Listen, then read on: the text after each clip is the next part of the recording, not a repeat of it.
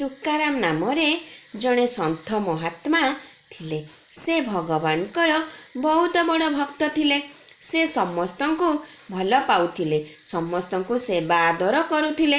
प्रतिदिन खाइबा पूर्वरु अन्य को खाइबा को देई से निजे खाउथिले। दिनकर घटना सन्थ तुकाराम भोजन करिबा पाई बसी थांती। केही भी जणे भोजन करिबा पाई आसिले नाही। से चिंतारे बसी थांती।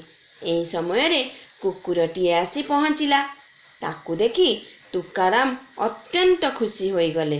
तांको आखि खुशी रे नाची उठिला। कुकुर को देखी से कहिले, आपण कौनसी महात्मा अटंती। भगवान मो घर को आपण को पठाइछंती। से उठी पड़िले और थाली रे रुटी आनी कुकुर को देले। कुकुर रुटीटी धरी दौड़िबा को लागिला।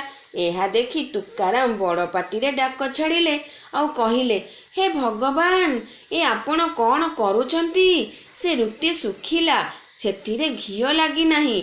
बिना घिओरे किपरि खाइबे? बहुत कष्ट हेबो। टिकिए रहंतु महात्मा, मु ता देहरे घिओ लगेई देबी, तापरे तुमे खाइब। अतिथि को सुखिला रुटी खाइबा को देले मोते पाप लागिब।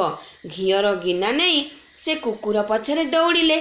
कुकुर आगे आगे चली थाए, तुकाराम पछे पछे चली थांती।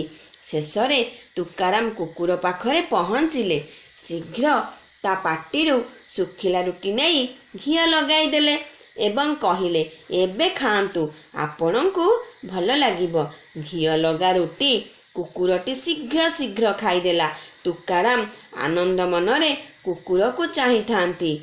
मने मने कहूथांती, मोर केड़े सौभाग्य, मो हाथरू प्रभु खाइले।